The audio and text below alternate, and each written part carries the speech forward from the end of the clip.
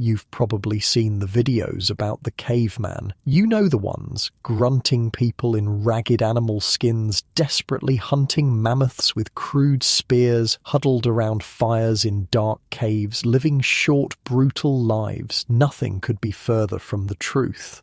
10,000 years ago, humans were in the middle of the most pivotal transformation in our entire history. They weren't dumb brutes.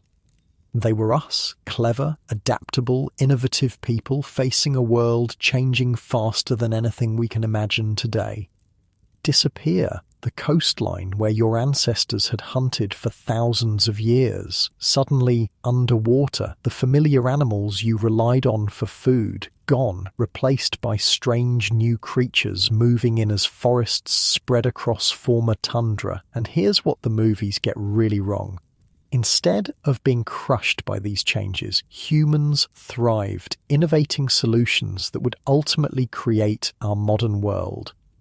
This wasn't some small regional affair. By 10,000 years ago, humans had spread to nearly every corner of the globe, developing unique solutions to unique environments. Some were domesticating dogs and experimenting with farming. Others built elaborate religious monuments requiring massive cooperation. Some lived in communities of hundreds. Imagine your neighborhood, except everyone knows every single person's name, strengths, and stories. That's a connection to humanity we can barely comprehend today. Before we start, likes and subscribes help me keep making these. Where are you listening from? Drop your city and time in the comments. I'm always reading them thinking, wait, people in New Zealand listen to history stories to sleep? So we're going back to 10,000 years ago tonight. But hold on, get yourself comfortable first. I mean it. Fix your pillows, grab that blanket. This one's worth settling in for. Your eyes open to a world in transition. It's dawn, but not like any dawn you're used to with your blackout curtains and memory foam mattress. The first sensation is the cold damp of the morning air against your face, the only part of you exposed from beneath the pile of furs you're wrapped in. You're lying on a bedding of dried grass, soft enough, but nothing like your pillow-top mattress back home. The shelter around you is simple but effective, a circular structure of branches and saplings driven into the ground, bent inward and lashed together at the top, the whole thing covered with sewn-together hides from last season's hunts. The dwellings of your community form a rough circle around a central hearth where the embers of last night's fire still glow faintly in the early light. Inside your shelter, you're not alone. This small space, maybe 15 feet across, houses your entire extended family, parents, siblings, maybe grandparents, a couple of aunts or uncles. Privacy isn't really a concept that exists, at all. Everyone sleeps in a communal pile, sharing warmth and protection. The sounds of breathing and the occasional snore or murmur form a familiar backdrop to your awakening. The smell hits you next. Wood smoke, dried herbs hanging from the ceiling poles, the earthy scent of the people around you, because daily bathing isn't really a thing, and something else, the aroma of food. Someone's already up and cooking the morning meal. "Fire's going!" a voice calls softly from outside. "River's running high again." The world outside your door is changing in ways you can actually see day by day. Not the slow, invisible climate change we talk about now. This is rapid, dramatic, in-your-face transformation. 10,000 years ago, Earth was coming out of the last major ice age. The planet was warming and fast, not by 2 degrees over a century like we worry about today. Try more like 7 degrees in a few decades in some regions. Glaciers that had dominated the landscape for thousands of years were retreating northward at a pace you could literally track with your eyes over months. "You know what my grandmother told me." The older man speaks as he tends the morning fire, adding small sticks carefully to build the flame. "She said when she was a child you couldn't even see the valley to the north, just a wall of ice taller than 20 trees stacked on top of each other. Now look at it. You follow his gaze across the encampment to where the landscape opens up into a vast, newly revealed valley, still dotted with small ponds from the melting ice, new growth of unfamiliar plants sprouting everywhere. For people alive during this time, it wasn't just the weather changing, it was the entire world. Plant and animal species were shifting their ranges, some disappearing altogether. That woolly mammoth your grandfather's hunting stories centered around, gone, or nearly so. The massive glaciers that had locked up so much of Earth's water were melting rapidly, and sea levels were rising, in some places by as much as 160 feet in just a few generations. Imagine watching the coastline where your ancestors had fished for countless generations just disappear under the waves, and not gradually, but fast enough that elders in your community would point and say, "I used to gather shellfish right there where the water is now." "The old hunting grounds are gone," a middle-aged woman says as she stirs a pot of morning porridge made from wild grains. "My father's father used to tell stories of hunting the great mammoths in the wide-open lands to the east. Now it's all becoming forest. Different animals now. Smaller, faster. Better eating, though," a young man jokes, patting his stomach. "Those big deer that moved in taste better than mammoth ever did, from what I heard."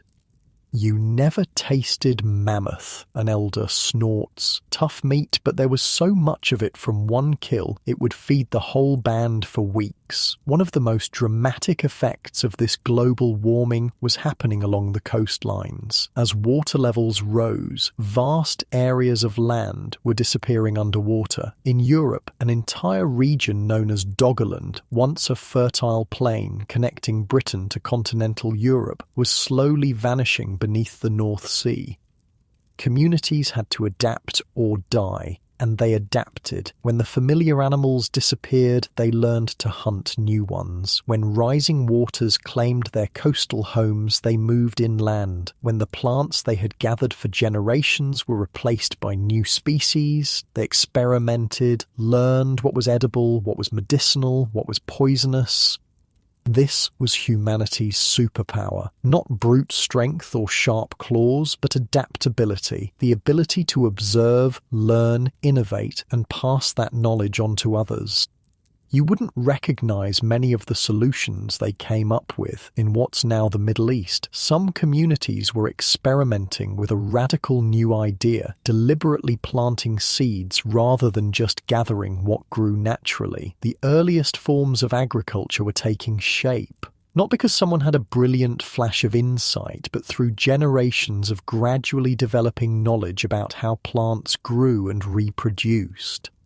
"My cousin's people to the south," says a visitor to your camp as everyone gathers around the morning fire, "they've started doing something strange. They collect seeds from the best grain plants and put them back in the ground in the same place every season. They say it makes more grain grow there next year." "Why bother?" someone asks. "The grains grow everywhere without all that work."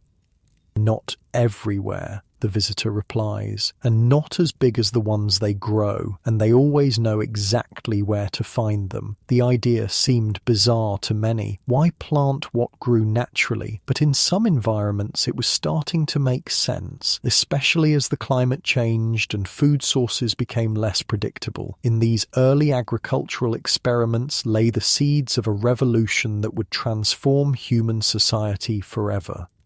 But here's the thing, this transition didn't happen overnight, and it didn't happen everywhere at once. While some groups in the Fertile Crescent were starting to plant crops and even domesticate animals like goats and sheep, others around the world continued as hunter-gatherers. Not because they weren't smart enough to farm, but because in their environments, hunting and gathering was still the better strategy.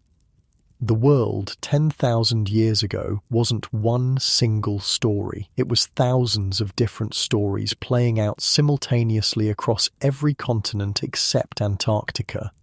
In some places, like what's now Turkey, people were coming together to create extraordinary monuments like Göbekli Tepe, massive stone pillars arranged in circles, carved with images of animals and abstract symbols. This site predates Stonehenge by 6,000 years and shows a level of social organisation and shared purpose that archaeologists once thought impossible for non-agricultural societies. The people from the stone mountains to the south, an elder tells the children gathered around him, they spend half the year moving great stones to build circles for their spirits. Hundreds of people working together, pulling stones as tall as 10 men. Why would anyone do that? Asks a wide-eyed child. For their gods, they say. They believe the stones connect them to the spirit world. The child frowns, unconvinced. Your people have your own spiritual beliefs, your own rituals. Every group does. The diversity of human culture was already rich and complex. Meanwhile, in what's now East Asia, people were making some of the world's first pottery. In South America, communities were domesticating plants like squash and peppers. In North America, hunter-gatherers were developing sophisticated systems for managing the landscape through controlled burns to promote the growth of favoured food species. And all of this was happening without writing, without metal, without the wheel, just human ingenuity, careful observation, and knowledge passed down through generations.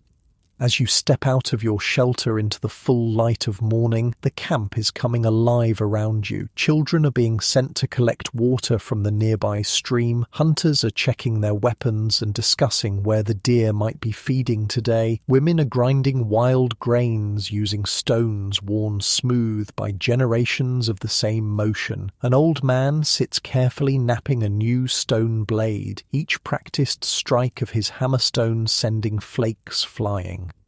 These aren't the stereotypical cavemen of movies. They're people with deep knowledge of their environment, complex social relationships, rich spiritual lives, and sophisticated technology, even if that technology is made of stone, bone, wood, and hide rather than metal and plastic.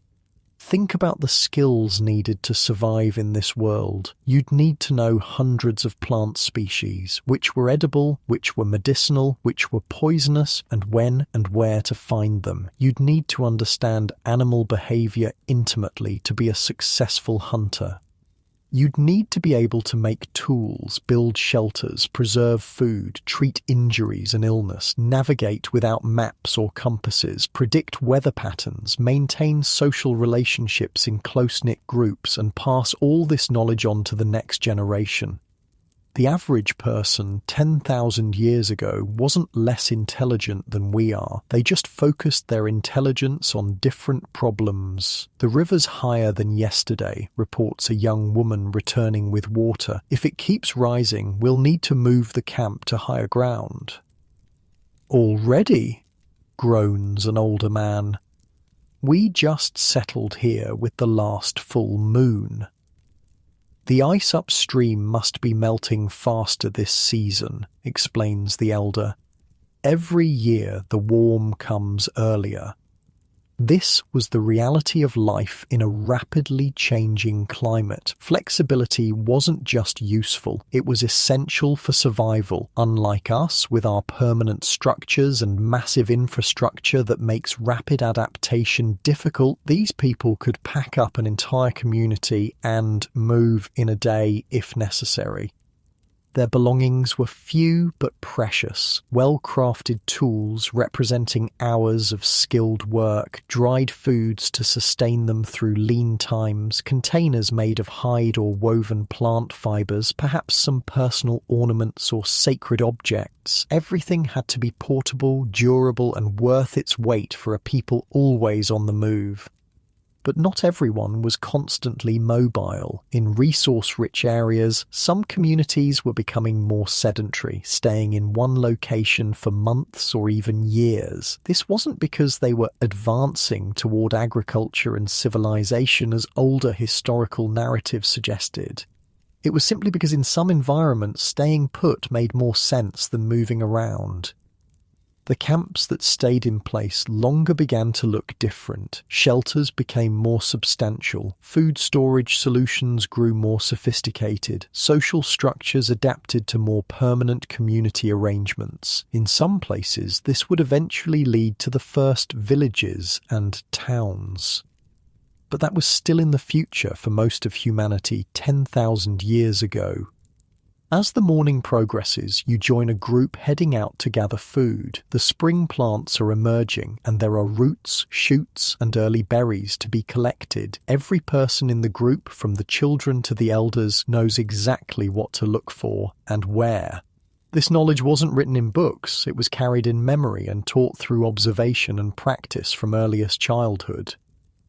See this plant? An older woman points to a small green shoot barely visible among the grasses. When the tall trees have leaves the size of a thumbprint, these roots are sweetest. Earlier they're too small, later they grow bitter. She carefully digs around the plant with a pointed stick, loosening the soil without damaging the root. Like this, so it will grow back next season. Take too many from one place, and they won't return. This was sustainability practiced not as an ideology but as essential knowledge for survival. Take too much and there won't be food next year. Harvest carelessly and the plants won't regenerate. These weren't romantic, noble savages living in perfect harmony with nature. They were practical people who understood that their survival depended on the continued health of the ecosystems they relied upon. The knowledge they possessed was staggering in its detail and precision. Experimental archaeology has shown that many of the technologies developed by Stone Age peoples were incredibly sophisticated. Modern attempts to replicate their techniques for making stone tools, tanning hides, starting fires, or crafting waterproof containers often fail unless every detail of the process is exactly right. As you help gather early spring plants, filling a woven basket with shoots, roots, and berries, you spot movement at the edge of the newly established forest. A small group of hunters from your band is returning, dragging something between them. "Good hunting," someone calls out. "A young deer," comes the proud reply. "Got separated from its mother. Clean kill with the first spear." This wasn't the dramatic mammoth hunt of caveman movies. More often, hunting was opportunistic, taking advantage of whatever game presented itself, and it wasn't always successful. Studies of modern hunter-gatherer groups suggest that in many environments, the plant foods gathered primarily by women provided the majority of calories, with meat being an important but less reliable component of the diet. The hunters bring their kill to the central area of the camp. Nothing will be wasted. The meat will be shared among all the families. The hide will be scraped clean and tanned for clothing or shelter materials. The bones will become tools. The sinew will be used for binding and sewing. Even the stomach contents, partially digested plant matter, might be incorporated into a medicinal poultice. This was life 10,000 years ago, deeply communal, intimately connected to the environment and centered on detailed knowledge passed down through generations. It wasn't paradise. There were conflicts, hardships, and challenges, but it also wasn't the primitive struggle for mere survival, often portrayed in popular culture. These were modern humans, anatomically identical to us, with the same capacity for language, art, music, spirituality, love, jealousy, generosity, and cruelty. They lived in a world we can barely imagine, one where humans were just one species among many, not the dominant force on the planet. A world without writing, without cities, without agriculture in most places. A world changing rapidly as the ice retreated and new ecosystems emerged. And in this world, they not only survived, but adapted in ways that would ultimately shape the course of human history. The agricultural experiments beginning in a few scattered locations would eventually transform human society completely. But that transformation was just beginning, and no one could have predicted where it would lead. As the day progresses, you watch the sun track across the sky, marking time in the most ancient way. There are no clocks, no schedules, no appointments, just the rhythm of daylight and darkness, the seasons, the migrations of animals, the ripening of plants. Time moves differently here, both faster and slower than in our modern world. The camp buzzes with activity throughout the day. Everyone has tasks: processing the morning's hunt and gather, repairing tools and shelters, teaching skills to the younger generation, tending the fires, preparing for tomorrow's needs. There's no distinction between work and leisure as we understand it. Life is simply lived, moment to moment, season to season. As evening approaches, the community gathers again around the central hearth. The day's food is shared: meat from the deer, spring plants prepared in various ways, perhaps some dried berries or nuts preserved from the previous autumn. Meals are communal affairs, strengthening the bonds that hold the group together. Stories are told as darkness falls, tales of ancestors, explanations of the natural world, recountings of journeys to distant places, lessons encoded in narratives that have been passed down for generations. Without writing, memory is crucial, and these oral traditions carry the accumulated wisdom of countless lifetimes. The firelight flickers on faces not so different from those you might see around a modern campfire. People laugh, argue, flirt, gossip, plan, and wonder. They look up at the same stars we see today, though they know them by different names and stories. As you lie back down in your shelter that night, surrounded by the warmth and sounds of your sleeping band, you might reflect on how different this life is from your comfortable modern existence. And yet there's something deeply familiar about it too. The human connections, the daily rhythms, the blend of challenge and comfort. This was life at a pivotal moment in human history, poised between the ancient ways of hunting and gathering that had sustained humanity for hundreds of thousands of years, and the agricultural revolution that would transform human society forever. Neither better nor worse than what came before or after, simply different, adapted to its time and circumstances, full of innovation and tradition woven together. And as you drift towards sleep beneath your pile of furs, the sounds of the night forest filtering through the walls of your shelter, you carry with you a deeper understanding of your own place in the long human story, a story that connects you across 10,000 years to those distant ancestors who faced a changing world with courage, creativity, and the uniquely human ability to adapt and thrive. The morning light filters through the smoke hole of your shelter as you sit with an elder who's working on a new tool. His weathered hands move with practiced precision, each tap of stone against stone deliberate and controlled. The sound is sharp, rhythmic, a soundtrack as old as humanity itself. Too hard and it shatters, he explains, showing you the stone core he's working. Too soft and you just make dust. He strikes again, and a perfect flake separates from the larger piece of flint. But this isn't the crude, clunky stonework you might imagine. The blade he's created is tiny, smaller than your thumbnail, yet razor sharp along one edge. The small ones are better, he says, holding it up to catch the light. Use less material, can be resharpened many times, and when you bind them to wood or bone, he shows you a wooden handle with a groove cut along one side. Many small blades make one big tool.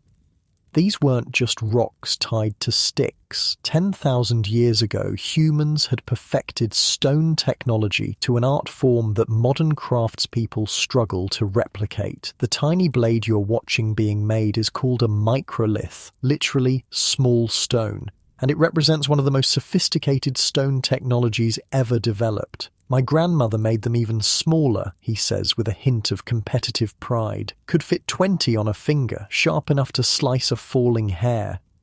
tool making was everything in this world. Your survival literally depended on the quality of your implements, not just for hunting, but for processing food, making clothing, building shelter, creating containers, and crafting other tools. And every environment required different solutions. In the camp, someone calls out, a hunting party is returning, their movements purposeful but relaxed. Good news then. As they approach, you can see they're carrying several large fish strung on a wooden pole between two people. The river's running with spring fish, announces the lead hunter, a woman in her 30s with deep laugh lines around her eyes. We took these with the new basket traps, worked better than the spears.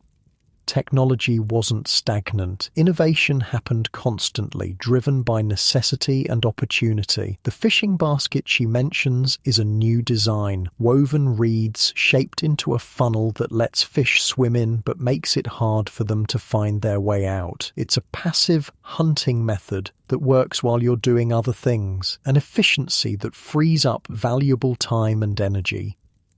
What's striking about the tools of 10,000 years ago isn't their crudeness, but their specialization. Every ecological niche, every resource, every task had custom-designed implements perfectly adapted to the job. There were specific tools for fishing versus hunting land animals, for processing different plant foods, for woodworking versus hide preparation.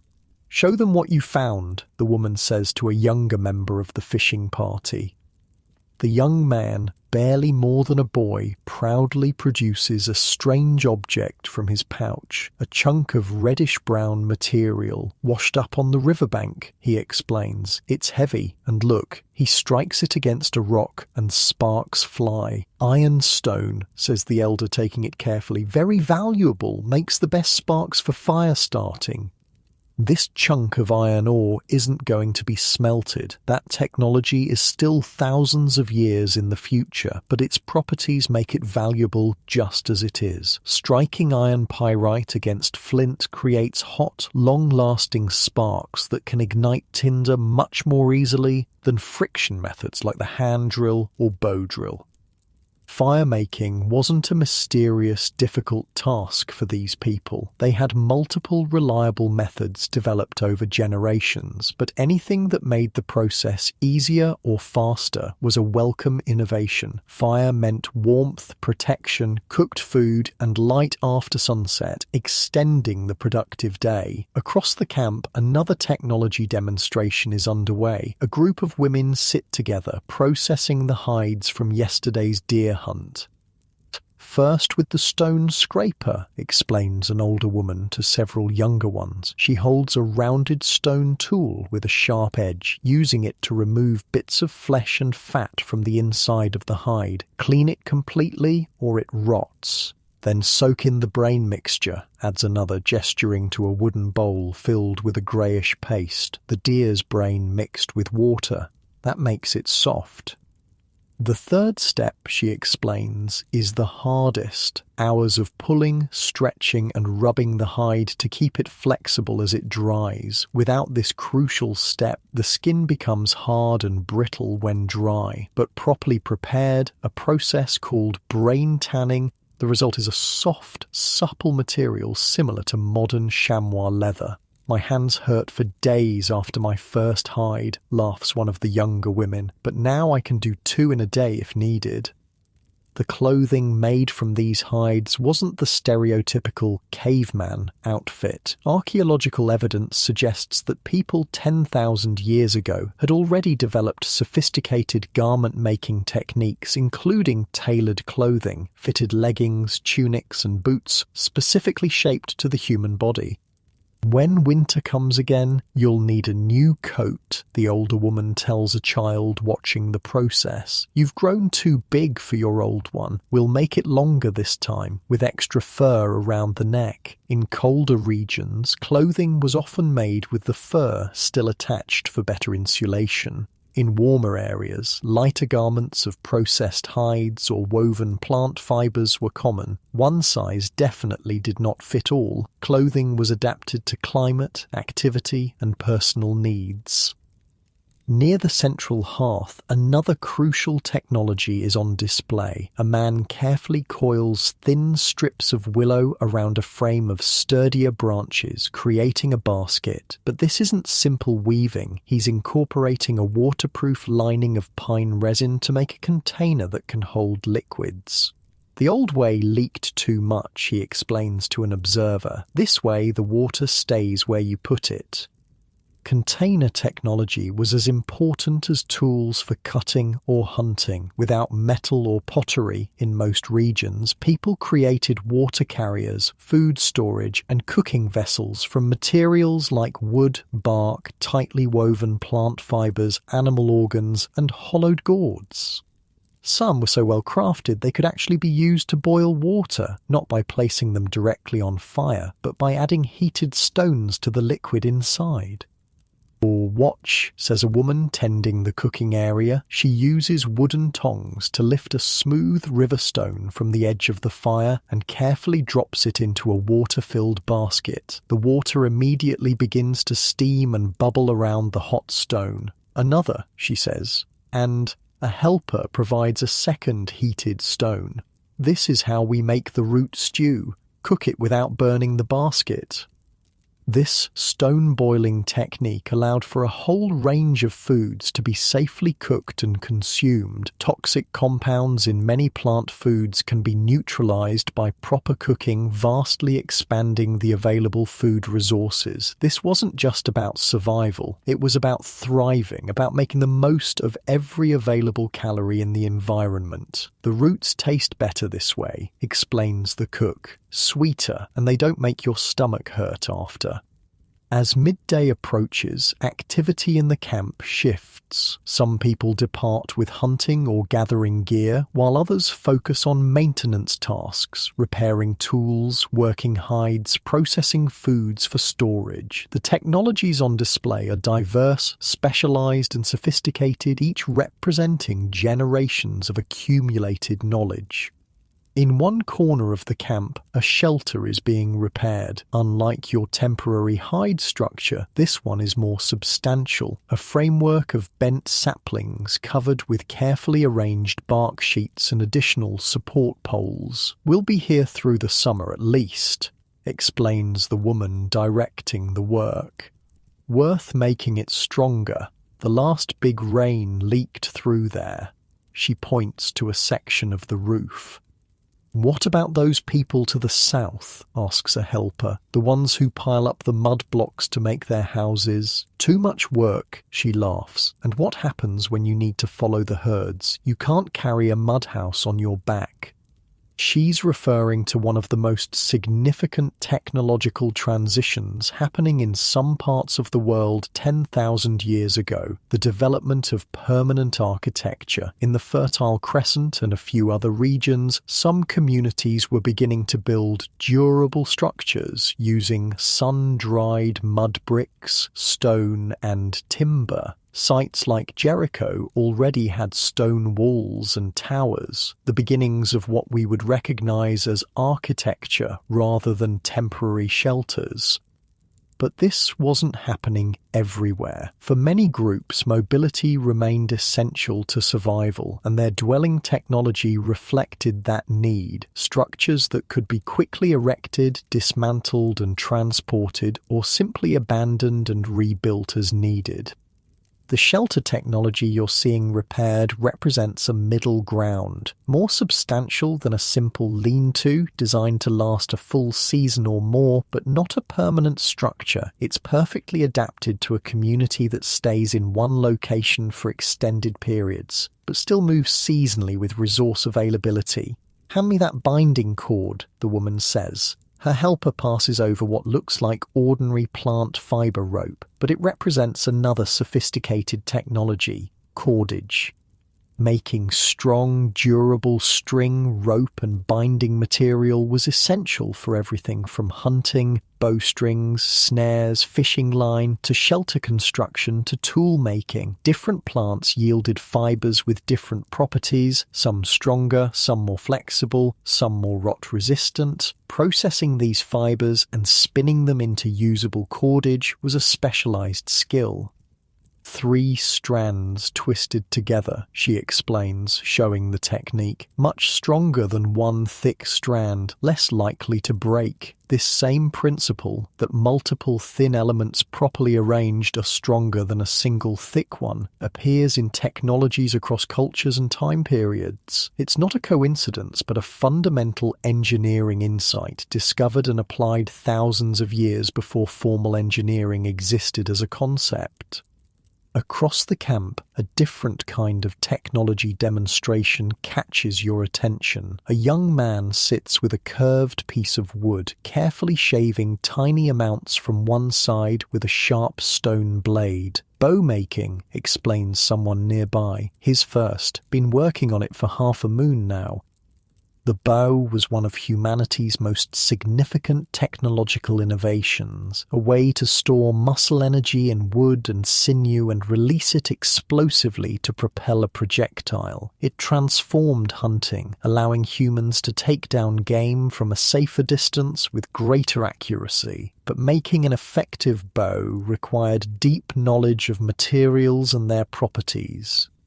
Not any wood works, the young bowyer says, sensing your interest. This tree grows on the rocky slope, gets more sun, grows slower, stronger. He shows how one side of the bow is being carved from the heartwood, the other from the sapwood of the tree. Heartwood resists compression. Sapwood stretches without breaking. Together, they make the bow work. This intuitive understanding of material properties, gained through observation and experience rather than formal materials science, guided all technology development in the ancient world. People didn't need to understand why certain materials behaved as they did. They just needed to know that they did consistently enough to be reliable. As the young man works, an older hunter approaches to inspect his progress. "String?" the elder asks. "Deer sinew," the younger man replies. "From the back leg. Been saving it since winter." The elder nods approval. Sinew, the connective tissue from animal tendons, was one of the strongest natural fibers available, perfect for bowstrings and for backing bows to increase their power. When dried, it shrinks, adding tension to the bow's design. And for arrows? Straight shoots from the river bushes, stone points for big game, hardened wood points for birds. Even the humble arrow represented multiple technologies working together. Shaft materials chosen for straightness and proper weight, fletching, feathers attached to stabilize flight, points designed for different prey, and adhesives to hold it all together. Those adhesives themselves were a technological marvel, typically made from rendered animal hooves or fish swim bladders mixed with pine resin and sometimes strengthened with plant fibers or crushed charcoal. The recipes were complex, developed over countless generations of trial and error. The binding pitch needs to be just right, the elder advises. Too thick, it cracks when dry. Too thin, it doesn't hold. Near the central hearth, another technological system is being prepared. Cooking stones. Not all stones work for the stone boiling method you saw earlier. Use the wrong type and they can explode when heated or crack too quickly in water. These river rocks, explains a woman selecting stones carefully. Smooth ones, they heat evenly and don't break as easily. She arranges her chosen stones at the edge of the fire, not in the flames directly, but where they'll heat gradually. This prevents thermal shock that could cause dangerous shattering. "My mother used clay pots for cooking," comments someone watching the process. "Where did she learn that?" asks another, surprised. "From the people beyond the eastern hills. They shape the river clay and burn it until it's hard as stone. Can put it right on the fire." This casual exchange references one of the most important technological transitions occurring around 10,000 years ago, the development of pottery. In some regions, particularly East Asia, ceramic technology was already well established. In others, it was just being discovered or learned through cultural contact. And in many areas, it remained unknown, with people relying on the older technologies of stone boiling and direct fire cooking. "Too heavy to carry," comments the stone cooking expert dismissively, "and when they break, they're useless. At least a basket can be repaired." This highlights an important point about ancient technology adoption. Innovations weren't automatically embraced simply because they were better in some abstract sense. They had to make practical sense within the existing lifestyle and resource patterns of a community. For highly mobile groups, pottery's weight and fragility were significant disadvantages despite its benefits for cooking and storage.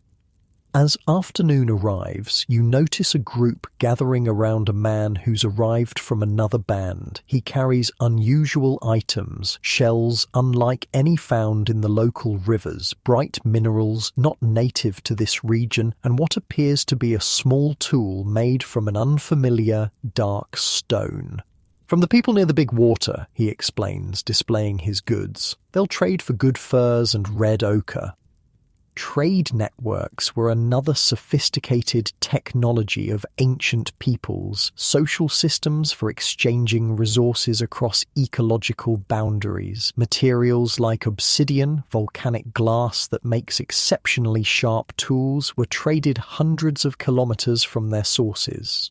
Shells, amber, and colourful minerals moved even further, primarily as decorative or ritual items. "That black stone knife," says your band's leader, examining the obsidian blade. "How many furs?" "3 good winter fox," replies the trader, "or 5 rabbit." "Steep," mutters someone in the crowd. "It cuts twice as well as flint," the trader argues, "and makes cleaner cuts for hide work."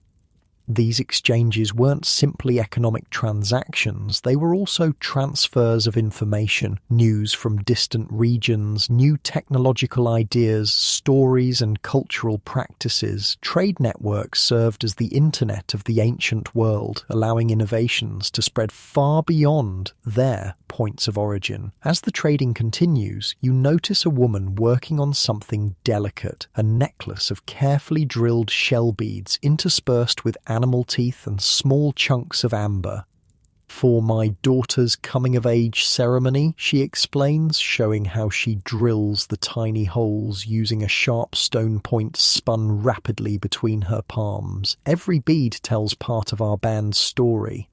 This technology, personal adornment, might seem trivial compared to hunting tools or fire-making, but archaeological evidence shows that beads, pendants, and other ornaments were among the most consistently produced items across human cultures. They served crucial social functions, marking identity, status, group membership, and life transitions. The shells in her necklace come from over 100 kilometers away, evidence of those same vast trade networks that moved obsidian and other resources. Some shell beads from this time period have been found hundreds or even thousands of kilometers from the oceans where the shells originated. "The amber is from my grandmother's necklace," she adds, "and she got it from her grandmother before her."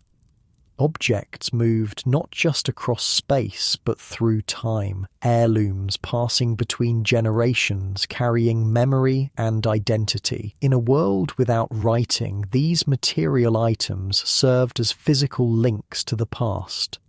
As evening approaches, the technological displays shift again. A man brings out a hollow log with animal skin stretched tightly across one end, a drum. Another has what looks like a simple flute carved from bone. Music technology is among humanity's oldest innovations, with evidence of instruments dating back at least 40,000 years.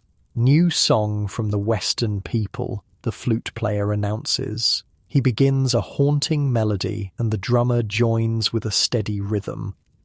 Around the growing evening fire, people begin to dance, another technology of sorts, using the body itself as a tool for expression, community building, and sometimes ritual purposes. The movements aren't random but structured, clearly following patterns known to the participants. They say it brings the spring animals, someone explains to you. Dance the deer path, and the deer will follow. This represents yet another type of technology, not material but conceptual, systems of ritual, belief and practice designed to influence the world through means we might now call symbolic or psychological. To the people performing them, however, these were practical technologies, as real and effective as their stone tools or fire-making techniques. As darkness falls completely, the technology of light becomes crucial. Someone adds specific resins to the fire that burn with a brighter, cleaner flame. Others bring out small stone lamps, shallow bowls filled with animal fat with plant fiber wicks, providing portable illumination. In the deep winter, an elder tells the children gathered around, when darkness comes early and stays late, these lamps are as important as spears. Without light, we couldn't make tools or clothing during the long nights. The technology on display around you as day transitions to evening isn't primitive or simple. It's diverse, specialized, efficient, and sustainable, using locally available renewable resources to meet every need from basic survival to artistic expression. Each item represents not just its immediate function, but generations of accumulated knowledge about materials, processes, and techniques. What's most striking is how integrated it all is, not compartmentalized like modern technology, but woven into every aspect of daily life. The person who makes the spear also understands the behavior of the animals it will hunt. The basket weaver knows where and when to gather the best materials. The cook understands which plants need which preparation methods to be safely edible. This integrated knowledge system allowed human communities to adapt to almost every environment on Earth, from Arctic tundra to tropical rainforest, coastal regions to high mountains, grasslands to deserts. Each adaptation required its own specialized toolkit, developed through careful observation and generational learning. As you settle in for the night, watching the firelight play on the walls of your shelter, you might reflect on how different this technological world is from our modern one. No electricity, no metals, no fossil fuels, and yet, within its parameters, it was incredibly sophisticated and effective, allowing people not just to survive, but to thrive in environments that would quickly kill most modern humans stripped of their technological support systems.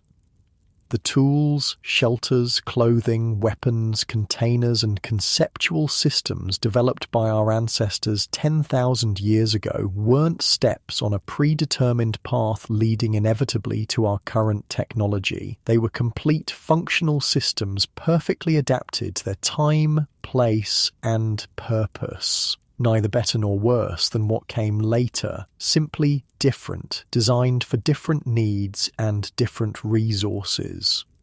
And as you drift towards sleep, warmed by the furs made possible by sophisticated hunting and hide processing technologies, sheltered by a structure representing deep knowledge of local materials and environmental conditions, your last thought might be one of appreciation for the ingenuity of those ancient innovators whose technological foundation still underpins our modern world in ways we rarely recognize.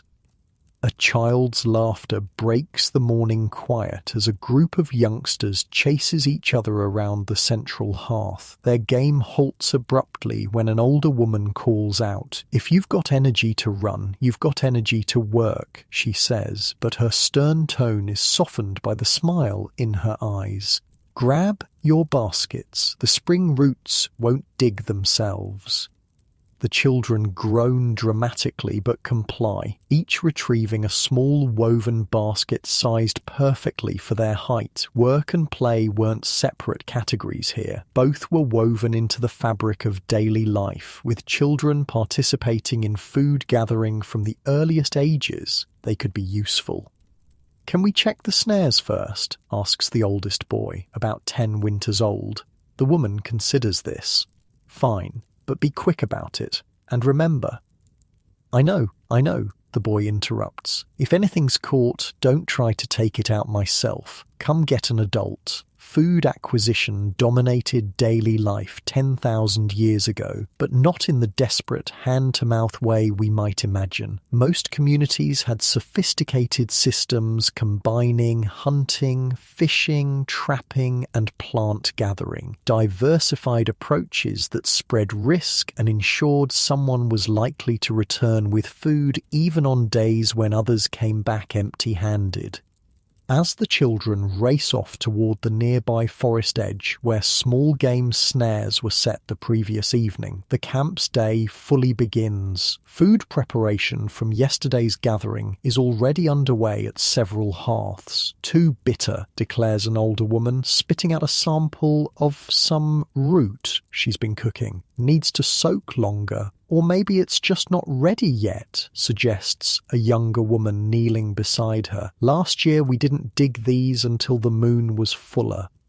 This casual exchange represents a crucial survival skill. Detailed knowledge of when specific plants were at their peak edibility. Harvest too early or too late, and the same species might be less nutritious, more bitter, or even toxic. This knowledge wasn't written down but maintained through constant observation and communication between generations.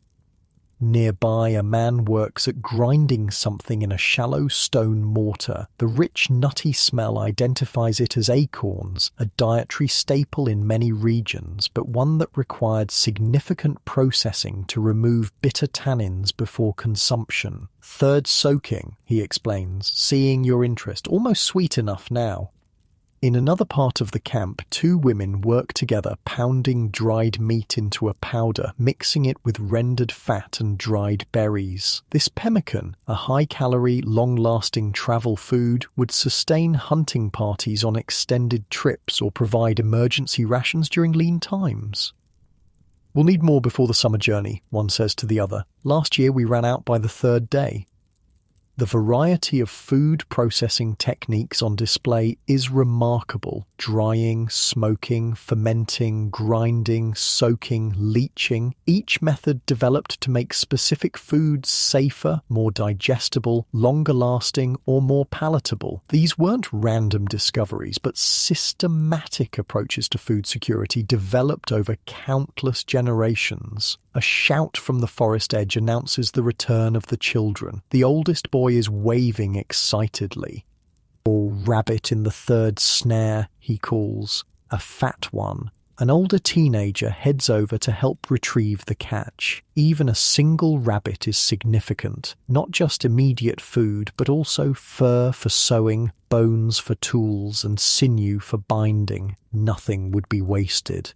"Good morning for hunting," comments an elder watching from the shade of a large tree. "Wind from the east means the deer won't smell you coming."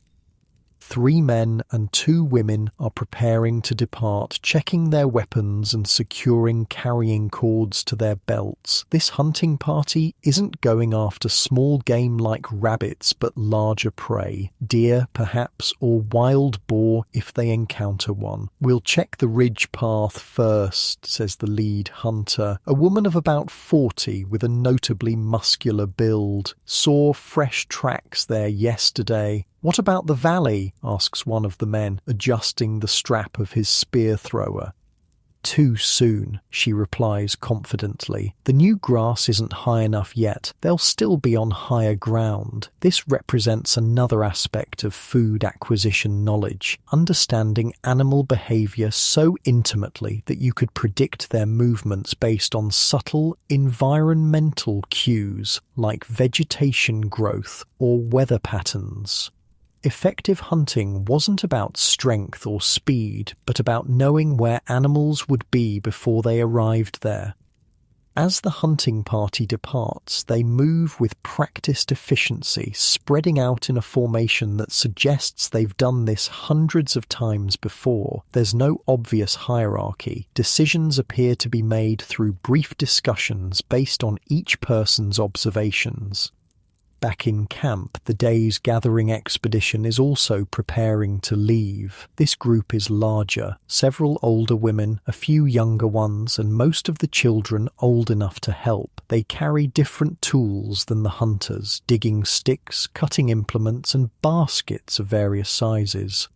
"We'll start at the sunny slope," directs an elderly woman who seems to be leading the group. "The spring beauty should be up by now. Then check the wetlands for cattail shoots." "What about the hillberries?" asks a younger woman. The elder shakes her head. "Still too early. Another half moon maybe." Unlike the stereotypical image of men hunting while women gathered plants, the reality in many hunter-gatherer societies was more fluid. While there were often typical gender patterns, these weren't rigid rules. Some women were skilled hunters, some men were expert plant gatherers. The division of labor was practical rather than ideological, taking advantage of individual skills and circumstances. "You come with me today," the elder gathering leader says to a teenage boy. "Time you learned the spring plants better. You nearly poisoned yourself with false carrots last year." The boy looks embarrassed but nods agreement. This is how specialized knowledge was transmitted, through direct instruction in real-world settings, observation and hands-on practice. There were no textbooks or formal classrooms, but education was nonetheless systematic and effective. With both hunting and gathering parties now departed, the camp might seem emptier, but plenty of activity continues. Those remaining include nursing mothers, the elderly, the temporarily injured, and people engaged in essential craft activities like tool making or hide processing. Near one hearth, an animated discussion is taking place among several older men and women, the apparent decision-makers of the group, though there's no obvious single leader. "The water's rising faster this year," says a grey-haired man, gesturing toward the nearby river. "If it keeps climbing, we'll need to move to the higher camp earlier than usual. The fish are running strong, though," counters another. "If we leave too soon, we miss the best fishing." "What about the old marsh camp?" suggests a woman wearing an intricate shell necklace that marks her status. "It's higher ground, but still close to the river." This casual-seeming conversation actually represents sophisticated community governance. Major decisions like camp relocation affected everyone's survival and required balancing multiple factors: food availability, safety, shelter options, proximity to resources. The apparent informality masked a complex process of information sharing, risk assessment, and consensus building. Unlike the strict hierarchies that would develop in later agricultural societies, most hunter-gatherer groups operated with what anthropologists call assertive egalitarianism, systems where leadership was situational based on who had relevant skills for a particular challenge. Power was diffused among multiple respected individuals, and group consent was required for major decisions. "We should send scouts to check the marsh camp before deciding," suggests a woman who's been quietly listening. "See if anyone else has claimed it this season." This reference to territorial considerations highlights another aspect of social organization. While boundaries were more fluid than in modern nation-states, groups did recognize certain areas as their primary territory or as shared zones where multiple bands had usage rights. Conflicts over territory occurred, but were often resolved through negotiation rather than outright warfare, which was costly for all involved. As midday approaches, people who've been working near camp begin to gather around the central hearth, drawn by the smell of cooking food. A large flat stone placed at the fire's edge serves as a cooking surface where someone is preparing a kind of flatbread from ground seeds. "New recipe," explains the cook, a middle-aged man with burn scars on his forearms. "More of the small brown seeds, less of the grass seeds, holds together better." He demonstrates by flipping one of the flatbreads without it breaking apart. This isn't just cooking, but culinary experimentation, the kind that would eventually lead to the development of agriculture in some regions. People weren't just passively gathering what grew naturally. They were actively selecting preferred varieties, processing them in ways that enhanced their properties, and gradually developing the knowledge that would enable farming. The meal being prepared is communal, with everyone contributing something and everyone receiving a share. This food sharing was a cornerstone of hunter-gatherer social systems, a form of risk management ensuring that even those who came back empty-handed on a particular day would still eat. "Good day fishing," announces a woman returning to camp with a string of gleaming fish. She adds them to the communal meal preparation without hesitation, though it clearly represents hours of her skilled labor. When the hunting party returns a short time later, they're also successful, carrying a young deer suspended from a pole between two of the hunters. Again, this substantial prize is immediately contributed to the communal food supply without any apparent accounting of who gets what in return. "Got it with the first spear," says one of the hunters proudly. "Clean throw, right behind the shoulder." "Lucky," teases another. "The wind shifted just as you threw." "All luck or skill, we eat tonight," intervenes the older hunter, ending the friendly dispute. The gathering party returns gradually, in smaller groups, some with impressively full baskets of spring roots, shoots, and greens, others with more modest collections. Children proudly display their contributions, receiving praise disproportionate to the actual amount gathered, a form of positive reinforcement encouraging them to develop these crucial skills.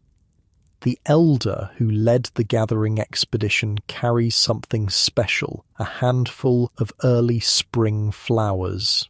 "Not for eating," she explains, seeing someone's questioning look. "For remembering." She moves to a quiet area at the camp's edge where several small mounds of earth and stone are arranged in a loose circle. She places the flowers on one of these, murmuring something too quiet to hear. These are graves, the community's way of maintaining connection with departed members. This spiritual dimension was integrated into daily life, not separated as religion often is in modern societies. The natural world, human community, and spiritual beliefs formed a unified whole rather than compartmentalized spheres of existence.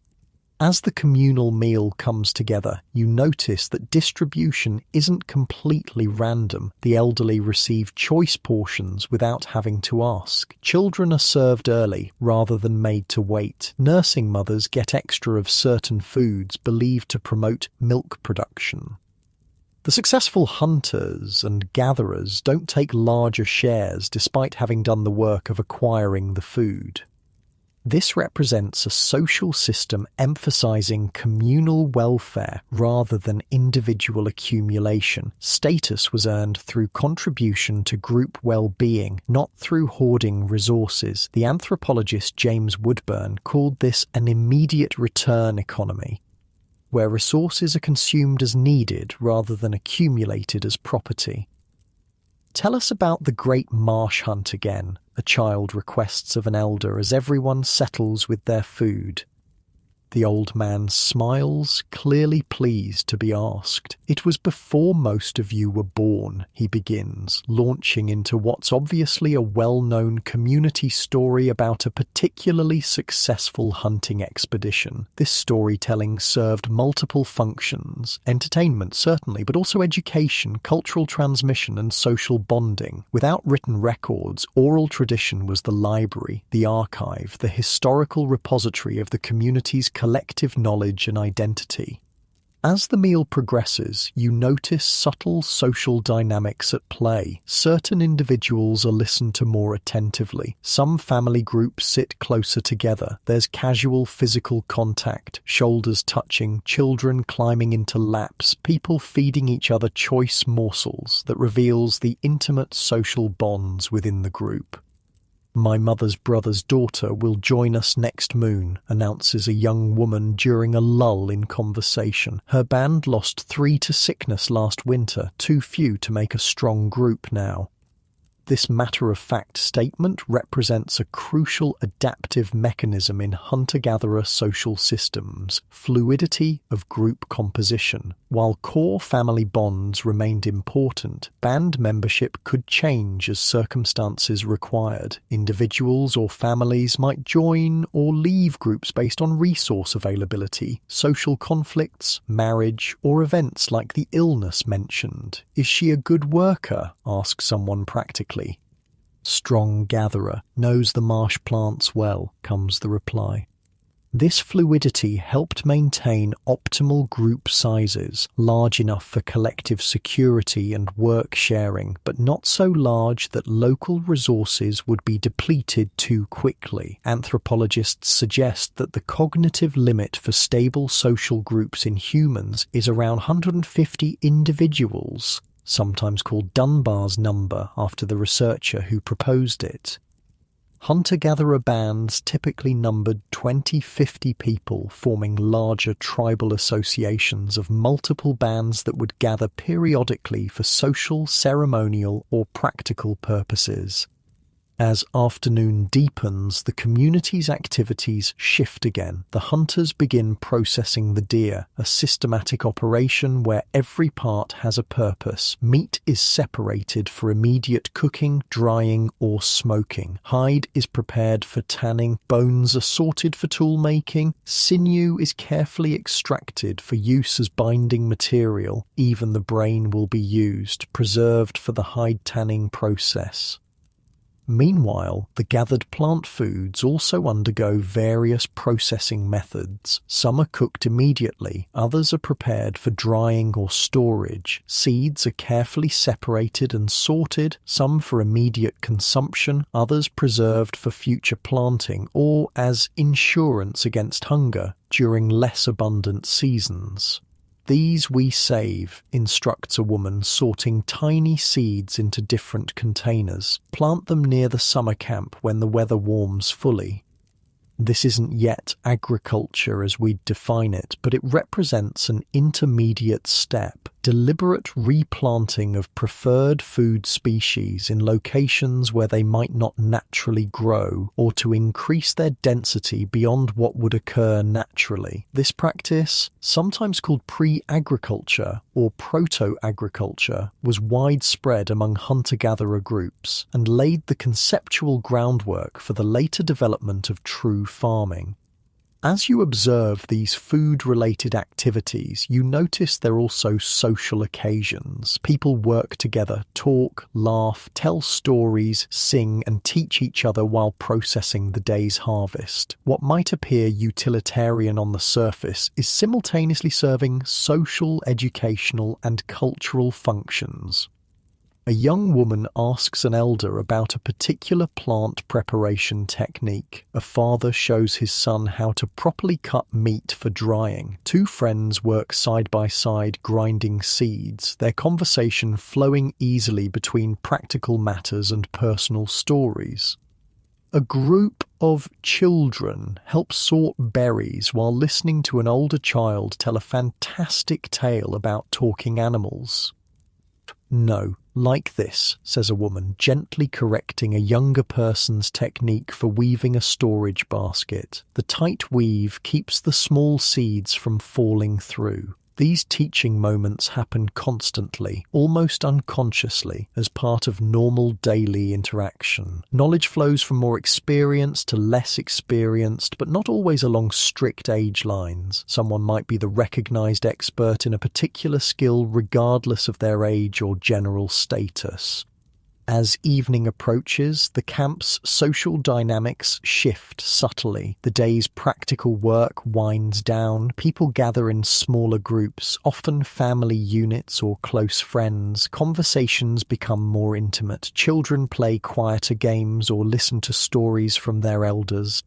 An older woman begins singing softly as she works on a piece of embroidery, decorating a hide garment with dyed porcupine quills in an intricate pattern. Others join in, the song clearly familiar to everyone. The harmony is simple but haunting, the kind of music that seems to rise directly from the landscape around them. "Song of the spring return," explains someone, seeing your interest. "We sing it every year when the green things come back." This represents another aspect of hunter-gatherer social life, the marking of seasonal transitions through ritual, art, and celebration. These weren't simply superstitious practices, but ways of encoding important ecological knowledge and reinforcing group identity through shared experience. Near the main hearth, two elderly men play a game involving carved stone pieces moved across a pattern scratched in the dirt. They're deeply absorbed, contemplating each move carefully, while spectators watch with evident interest, occasionally commenting on particularly clever or foolish choices. This scene contradicts another stereotype about ancient peoples, that their lives were consumed entirely by survival necessities, leaving no time for recreation or abstract thinking. Archaeological evidence suggests that games, music, art, and other seemingly non-essential activities have been part of human culture for tens of thousands of years. As night falls completely, the community gathers once more around the central hearth. The fire is built up, providing both warmth against the spring night's chill and light that extends the social day beyond sunset. Food is shared again, lighter than the midday meal, but still communal. Still following the same patterns of distribution that ensure everyone's needs are met. Conversation flows easily, ranging from practical plans for tomorrow's activities to humorous stories, from discussions of weather patterns to reminiscences about community members long gone. There's a gentle rhythm to this evening gathering, a comfortable familiarity that speaks to the deep social bonds within the group. "Remember when that bear came right into camp last summer?" someone says, launching a story that clearly everyone has heard before but still enjoys. The communal laughter that follows certain parts indicates shared memories, inside jokes, the kind of social shorthand that develops among people who have lived closely together for years.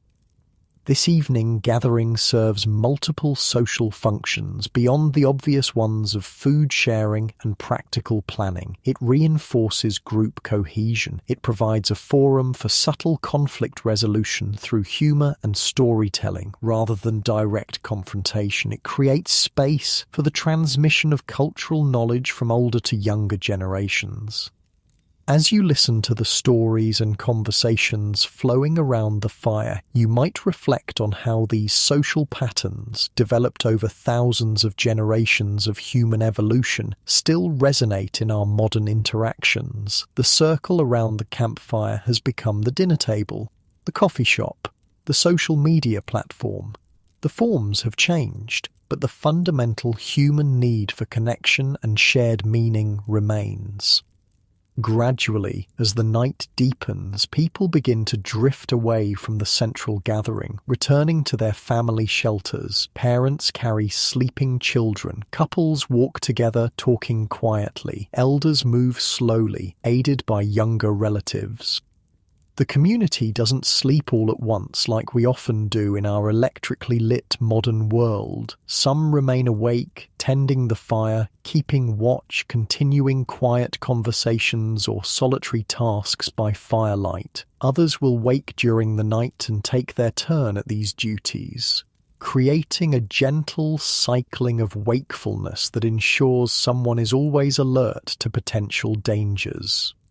As you return to your own sleeping place, wrapped again in those functional, comfortable furs, you might marvel at the social sophistication you've witnessed throughout the day. This wasn't the stereotypical primitive existence of popular imagination, a brutal, chaotic struggle for individual survival. It was a complex, interconnected social system that successfully sustained human communities for thousands of generations.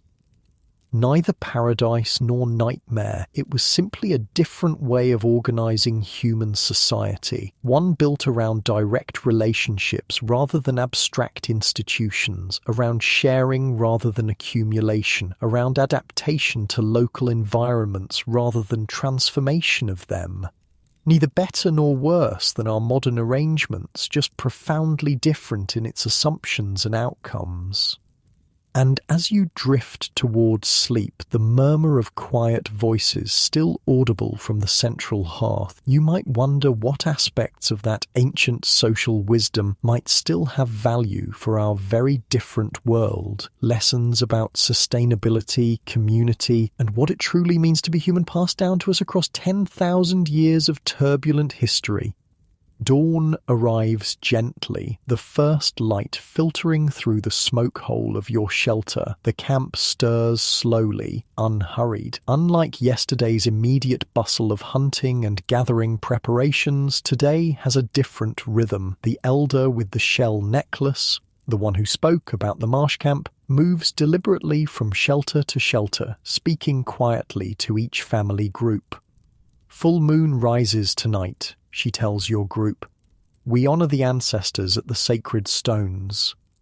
Her words ripple through the camp, changing the day's energy. Children grow quieter, adults more focused. This isn't fear or dread, but a shift towards something deeper, a collective turning inward that you can feel in the air itself. Will the dreamer dance? Asks a child. The elder smiles. If the spirits wish it. The dreamer, you learn, is what they call the community's shaman, a middle-aged woman who rarely joins the daily hunting or gathering, but serves a different, equally vital function. She's the bridge between worlds, the keeper of the community's spiritual knowledge, the one who speaks with ancestors and interprets signs and omens. Haven't seen her all morning, someone comments. She's preparing. Went to the small cave before first light, adds another, with the sacred herbs. As the regular camp activities begin, cooking, tool maintenance, childcare, there's an undercurrent of anticipation. Several people are working on special preparations for the evening ritual. Some are grinding red ochre into powder, mixing it with animal fat to create a paint-like substance. Others are preparing special foods, not the everyday meals, but something reserved for ceremonial occasions. Dream root needs to soak longer, instructs an older woman, checking a small wooden bowl where gnarled roots are steeping in water. Not for everyone tonight, only the dreamer and those seeking visions. This casual reference reveals a sophisticated understanding of psychoactive plants, which ones altered consciousness, in what amounts, with what preparations. The roots she's preparing contain compounds that induce vivid dreams or hallucinations when properly processed and consumed. This wasn't recreational use, but purposeful engagement with altered states for spiritual purposes. By mid-morning, a group is preparing to depart the camp. Unlike the focused hunting or gathering parties you witnessed yesterday, this group moves with ceremonial intent. They carry bundles wrapped in hide, decorated with feathers and shells. Going to prepare the sacred place, explains a young man, seeing your curiosity. Clean away the fallen branches, renew the circle. The sacred place, you learn, is a short journey from the main camp, a natural clearing where large stones have been arranged in a specific pattern, not the massive carved pillars of Göbekli Tepe, but a humbler version of the same impulse to create spaces dedicated to ritual, to mark the boundary between ordinary and extraordinary experience. "You can come," offers a woman in the group. "Just stay quiet and watch. Do what we do." The journey takes you through forest and then up a gentle slope. The group walks mostly in silence, occasionally pointing out signs in nature that seem significant. A particular bird's call, tracks of certain animals, plants with special properties. These aren't random observations, but meaningful communications in a landscape alive with spiritual significance. "Good sign," murmurs someone, indicating a hawk circling overhead. "The sky powers are watching." At the sacred place, you find a roughly circular clearing with standing stones arranged in what might appear to be a random pattern, but clearly holds meaning for your companions. They move among the stones with reverence, clearing away winter debris, renewing marks painted on the stone surfaces, placing small offerings, a feather here, a special shell there, a tiny portion of food at the base of the largest stone. "This stone is the ancestor," explains a grey-haired man, seeing you watching. "The one who first led our people to this river valley many generations ago." He points to other stones in turn. "That one is the mountain spirit, that one the river woman, that one the great bear." Each stone represents not just a spiritual entity, but embodies a complex set of stories, lessons, and relationships. Without writing, these physical markers served as mnemonic devices, memory aids that helped preserve and transmit the community's spiritual knowledge across generations. As the group works, someone begins a low, rhythmic singing. Others join, their voices creating a harmonic texture that seems to belong to the landscape itself. The song has no words you can understand, just vocalized sounds that rise and fall like the contours of the hills around you. It's neither happy nor sad, but somehow both and neither, a sonic expression of connection to something larger than individual experience. When the preparation is complete, small fires are lit at specific points around the circle, not for cooking or warmth, though they provide both, but as part of the creation of sacred space. The smoke rises straight up in the still air, creating visible columns that connect earth and sky. "Now, we wait for the others," says the elder who seems to be leading this advanced group. "And for the dreamer." As you sit with them in the growing quiet, you notice how different this feels from the bustling camp activity of yesterday. Time seems to slow. Awareness shifts from doing to being, from the practical concerns of survival to something less tangible but no less essential to these people's lives. "Why do you do this?" you ask quietly. The elder considers your question carefully, to remember who we are, to speak with those who came before, to understand our place in the world, to ensure the animals return, the plants grow, the waters flow clean. These aren't separate objectives, but a unified understanding of human existence as thoroughly embedded in a web of relationships, with ancestors, with other species, with the landscape itself. What we might call religion wasn't a separate domain of life, but the context for all experience, the foundation for understanding how the world works and how humans should behave within it. By midday, the rest of the community begins to arrive, coming in family groups, carrying food and other necessities for the night-long ceremony. Children are unusually subdued, clearly understanding that this is not an occasion for play or noise. Elders are given special places to sit within the stone circle. New fires are lit, more substantial than the first ritual fires, but still placed according to specific patterns. "She comes," someone says softly, and all eyes turn toward the forest edge. The The dreamer emerges alone from the trees. She's dressed differently from everyone else, wearing a garment covered with symbols painted in red, black, and white. Feathers and small bones hang from her hair. Her face is painted with parallel lines that change the very shape of her features. But what strikes you most is her presence, a focused intensity that seems to bend the air around her. She moves deliberately, making a complete circuit of the stone circle before entering it. In her hands, she carries a small drum made from animal hide stretched over a wooden frame, decorated with symbols similar to those on her clothing. "The spirits are strong today," she announces, her voice carrying easily to everyone present despite its quiet tone. "They wish to speak with us."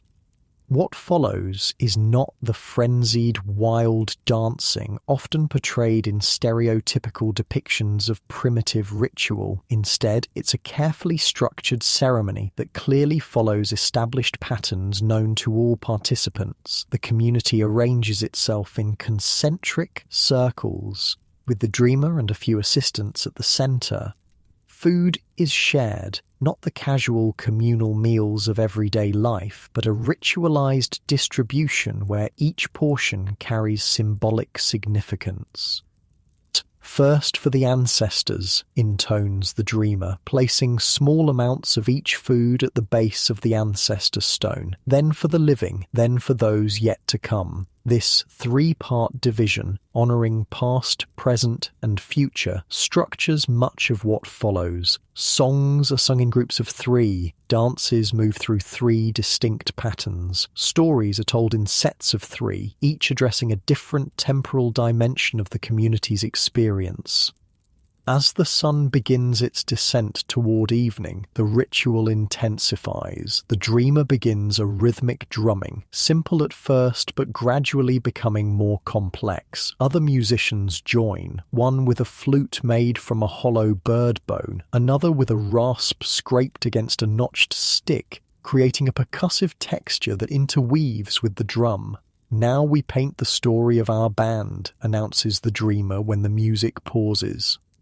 Children are called forward first, their small hands dipped in the red ochre mixture, then pressed against one of the standing stones to leave clear handprints. Adults follow, adding their own marks. Finally, the elders add theirs, creating a layered record of the community's composition at this particular moment in time.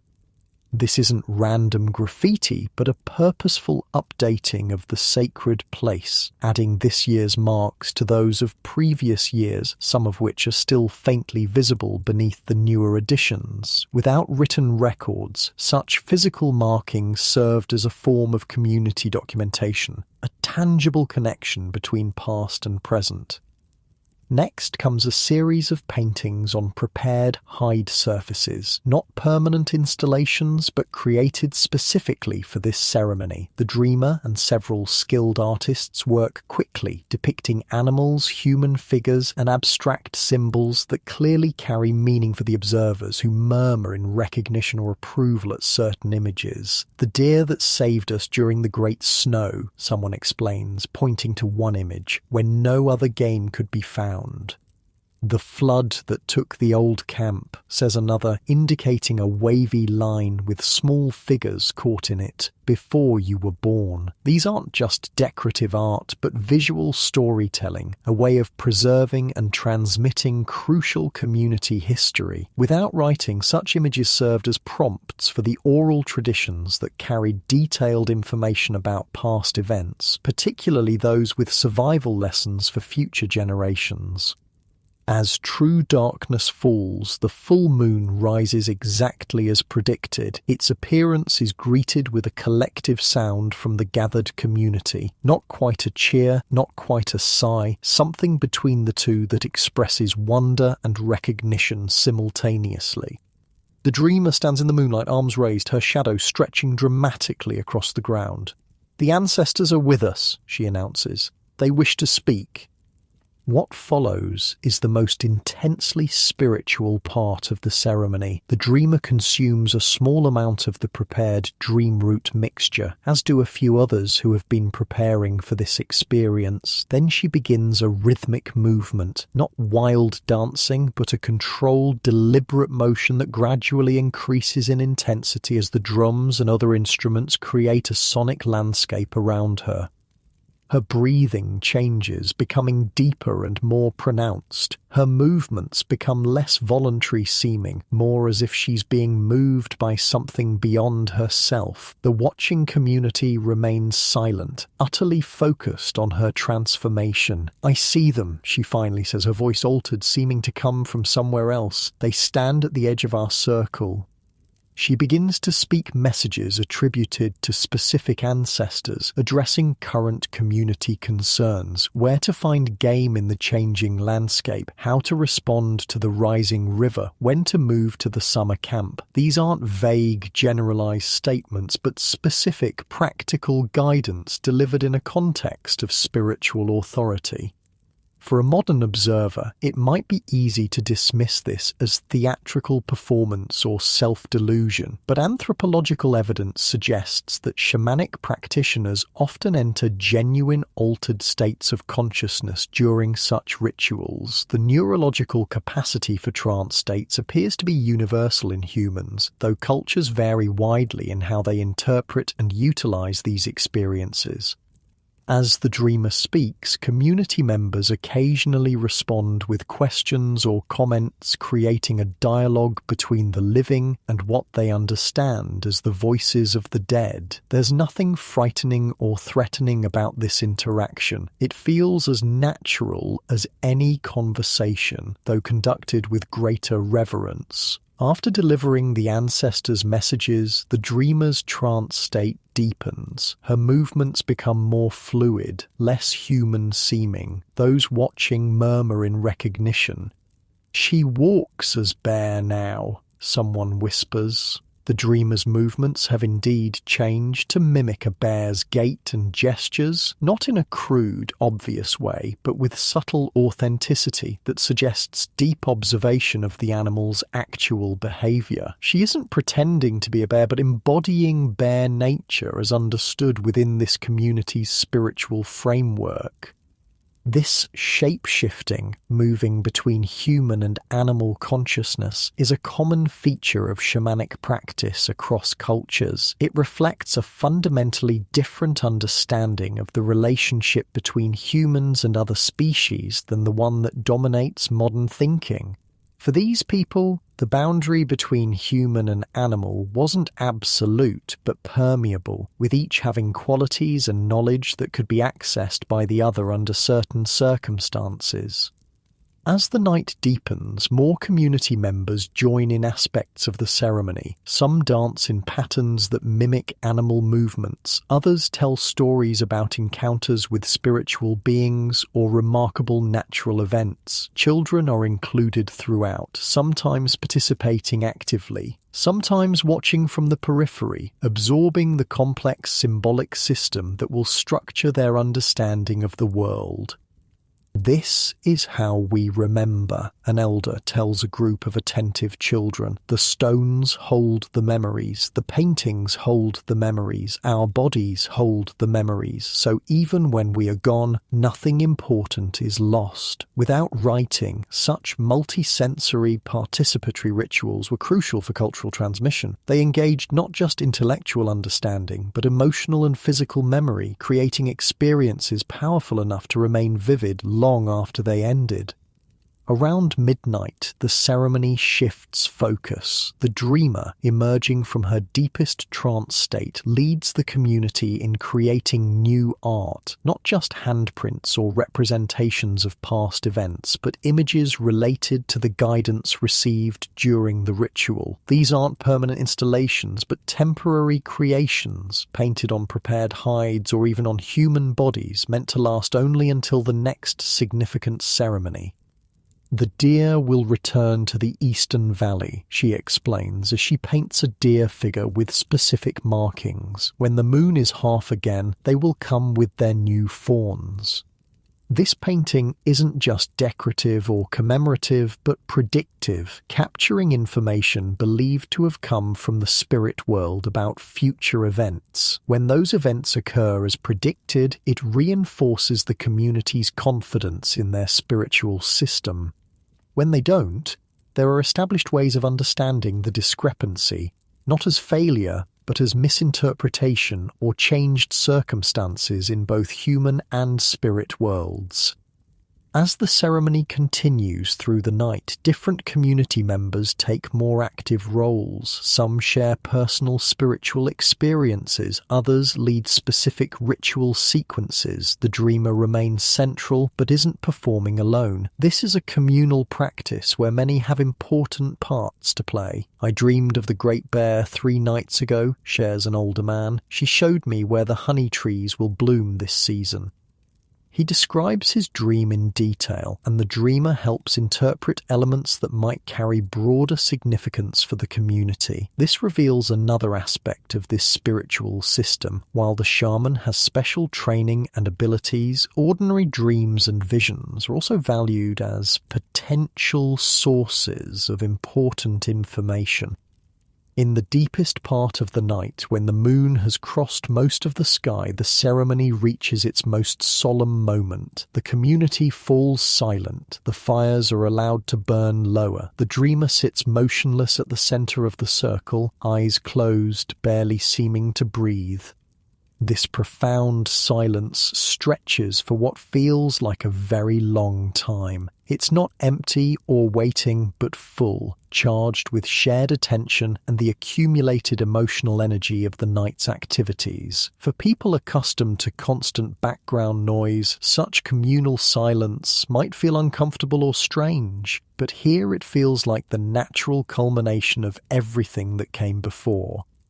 When the dreamer finally speaks again, her voice is quiet but carries clearly to everyone present. "The world is changing," she says, "faster than in our grandparents' time. The ice mountains retreat, new plants grow where old ones once lived, animals move that never moved before."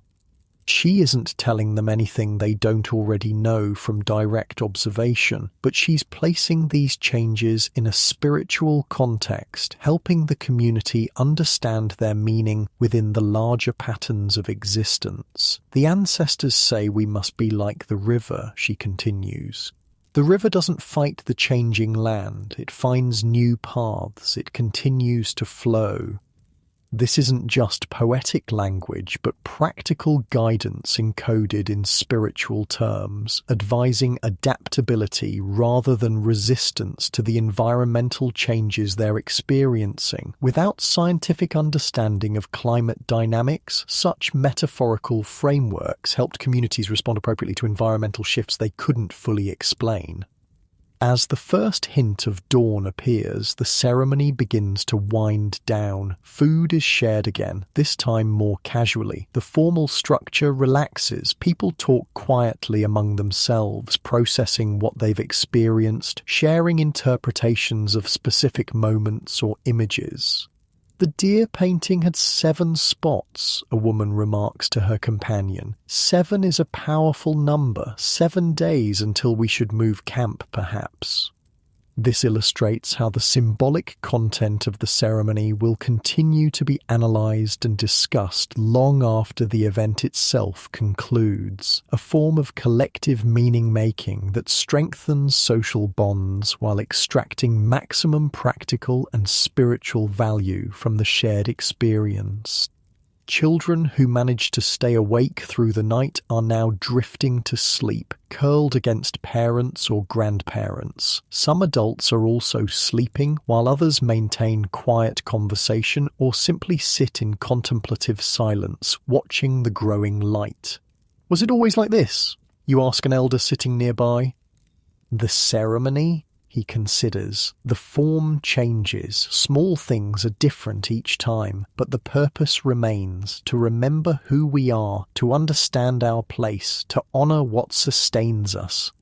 This perspective challenges another modern assumption that primitive religious practices were rigid, unchanging, and blindly traditional. Archaeological and anthropological evidence suggests that pre-agricultural spiritual systems were often adaptive and responsive to changing circumstances while maintaining core principles and frameworks. As full daylight arrives, the community begins preparing to return to the main camp. The temporary fires are extinguished with careful attention to preventing any spread. Ceremonial items are packed away to be stored in specific places reserved for sacred objects. The stone circle itself is left largely as it was found, with only the new handprints and a few other markings as evidence of the night's activities. Until the next full moon, people say to each other as they depart, a ritual phrase that simultaneously marks the end of this ceremony and anticipates the next one. The journey back to camp is quiet, thoughtful, with none of the excited chatter that might follow a secular celebration. People walk alone or in small groups, processing their individual experiences within the shared framework of the night's events. Back at the main camp, normal activities resume, but with a subtle difference in quality, a sense of renewal and recentering that infuses even the most mundane tasks with deeper meaning. Children who slept through the end of the ceremony are told stories about what they missed. Those who participated in the dream root ritual rest, their experiences already becoming part of the community's collective understanding. The dreamer, now dressed in ordinary clothing with the ceremonial paint washed away, moves through the camp, checking on those who joined her in the deeper aspects of the trance work. There's nothing mysterious or dramatically different about her now. She's simply a community member with a specialized role, like the skilled hunters or tool makers.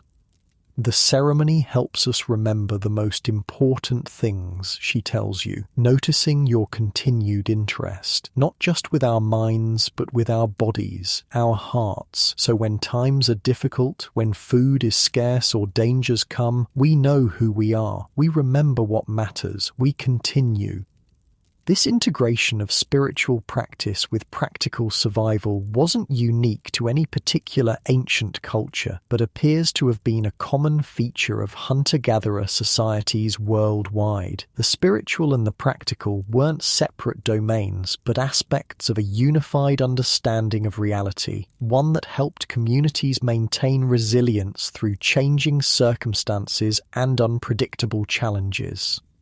As the day progresses and normal activities resume, children playing, food being prepared, tools maintained, you might reflect on how different this spiritual system is from many modern religions, with their specialized buildings, professional clergy, and formal texts. Yet, it served similar human needs for meaning, connection, and guidance through life's uncertainties. Neither more primitive nor more advanced than later religious developments, it was simply different, adapted to its specific context, integrated with the practical realities of hunter-gatherer life, and deeply embedded in direct relationship with the natural world that both sustained and threatened human existence. And as night falls again, ordinary this time without the heightened awareness of the ceremony, you might notice how the experience has changed your perception of the community around you. What might have seemed simple or straightforward now reveals layers of meaning and connection. The practical and spiritual aren't separate spheres, but a continuous whole, each informing and supporting the other in the complex business of human survival. Morning comes gently after the ceremony night, the camp quiet as many sleep later than usual. You wake to the soft sounds of someone tending the central hearth, rebuilding the fire for the day ahead. The movements are unhurried, almost meditative. It's the young woman who mentioned her cousin's strange plant-growing practices several days ago. She notices you watching and smiles. Most still sleep, she says quietly. The spirit night takes much energy. You join her by the fire, enjoying its warmth against the morning chill. The camp feels different today, peaceful, reflective, as if the ceremony has created a collective pause for the entire community. My mother's sister's daughter arrives today, she tells you, arranging small sticks carefully around the growing flames. The one from the southern hills, her people do strange things with plants. Strange how, you ask? She gestures vaguely. They put seeds in the ground in straight lines, clear away all other plants around them, bring water to them in carrying baskets when the rain doesn't come. Seems like more work than just finding what grows naturally. This casual conversation touches on one of the most profound transitions in human history, the gradual shift from hunting and gathering to agriculture. But it wasn't happening all at once or everywhere. 10,000 years ago, some communities were beginning to experiment with deliberate cultivation, while others continued traditional foraging patterns that had sustained humans for hundreds of thousands of years. As others in the camp gradually wake and begin their day, there's a noticeable shift in the usual routine. Instead of immediately organizing hunting or gathering parties, people seem content to stay closer to camp, focusing on maintenance tasks, processing food gathered previously, or simply resting and socializing. After the intensity of the ceremony, this day has a different rhythm, slower, more inward-focused. By mid-morning, a small group appears at the edge of the clearing, 3 women and 2 children carrying modest bundles of possessions. The expected visitors have arrived. Your companion from the morning fire hurries to greet them, embracing the oldest woman warmly. My mother's sister, she explains when she returns, leading the group into the camp. The rest of the community welcomes them without fanfare but with genuine warmth, offering food, helping arrange a temporary shelter, incorporating them immediately into the social fabric. The oldest visitor carries something interesting, a small woven bag that she handles with special care. After the initial greetings, she opens it to show the camp elders. Seeds from our special grass, she explains. The one we tend near our camp makes larger seed heads than the wild ones. The elders examine the contents with interest, but some skepticism. These are early cultivars, plants that have begun to change through human selection, but aren't yet fully domesticated. The seeds are larger than their wild counterparts, but not dramatically different. Will they grow here? Asks one elder. Our soil is more clay than yours. Worth trying, replies the visitor. They've grown in 3 different places where we've planted them. This simple exchange represents a crucial aspect of early agriculture, experimentation, information sharing, and adaptation to local conditions. The first farmers weren't following established practices, but inventing them through trial and error, gradually developing an understanding of what worked and what didn't in specific environments. As the day progresses, the conversation between the visitors and the host community continues, focusing increasingly on these agricultural experiments. The southern group isn't fully agricultural. They still hunt and gather most of their food, but they've begun deliberately planting certain species in chosen locations, tending them through the growing season, and selecting the most desirable plants for the next planting. We noticed some grain plants had bigger seeds than others, explains the visitor to an interested group, so we collected those specifically and put them back in the soil near our camp. Next season, more plants had the bigger seeds. This description captures the essence of early selective breeding, humans noticing and favoring specific traits in plants, gradually shifting the genetic makeup of those plants through generations of selection. It wasn't based on understanding genetics, but on practical observation of results. We've tried it with the root plants too, adds a younger woman from the visiting group. Choosing the biggest ones to replant pieces from. Some get as big as a man's forearm now. While the conversations about plant cultivation continue, another significant agricultural development is visible at the edge of the camp. A young wolf, or what appears at first glance to be a wolf, lies calmly near one of the shelters, watching the human activity with alert but unthreatening interest. "Not quite wolf anymore," explains a camp member, seeing your curious look. "His mother came to our fires in winter when I was a child. Hungry, less afraid than most. Her pups were born near camp. This one's grandfather, maybe great-grandfather." The animal, somewhere in the transition from wolf to dog, represents another profound change happening in some human communities. The process of animal domestication had begun, not through capture and taming of wild adults, but through generations of selection for animals that could tolerate human proximity. A child approaches the wolf dog and it responds with a wagging tail and submissive posture. The interaction is cautious on both sides but clearly familiar. This isn't a pet in the modern sense, but neither is it a wild animal. It occupies a middle ground, living in association with humans, receiving food scraps and occasional affection in exchange for alerting the camp to dangers and possibly helping with hunting. "He warns when strangers come," says the child proudly, and helps find wounded deer when they run after being struck. Later in the day, the conversation turns to another form of emerging agriculture. One of the elders mentions noticing wild goat herds returning to the same meadows each spring. "If we built a brush fence in that narrow valley pass," he suggests, "we could keep some from wandering off. Have them closer when we need meat." This idea, not yet implemented but being seriously discussed, represents the early thinking that would eventually lead to animal husbandry, not capturing wild animals but subtly manipulating their movement, gradually increasing human control over their breeding and behavior. "The hill people south of the Great Lake are doing that with sheep," offers one of the visitors. "Building stone circles to keep them in one meadow, taking just a few for meat, letting the rest breed."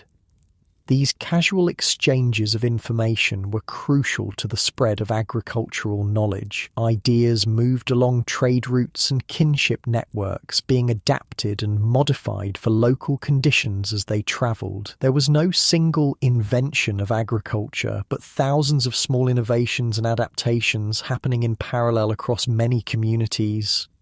As evening approaches, the combined group prepares a meal together. The visiting women have brought some of their cultivated grain, which they prepare by grinding between stones and then cooking into a simple flatbread on hot rocks by the fire. It's offered to everyone to taste, a novel food that generates considerable discussion. "Tastes sweeter than the wild grain," comments someone. "But is it worth the work of tending it?" questions another, "when the wild grain grows everywhere if you know where to look." This practical assessment highlights an important aspect of the transition to agriculture. It wasn't obviously better than hunting and gathering in all circumstances. In many environments, traditional foraging remained more efficient and reliable than early cultivation attempts. The shift toward agriculture happened first in specific regions where conditions made it comparatively advantageous.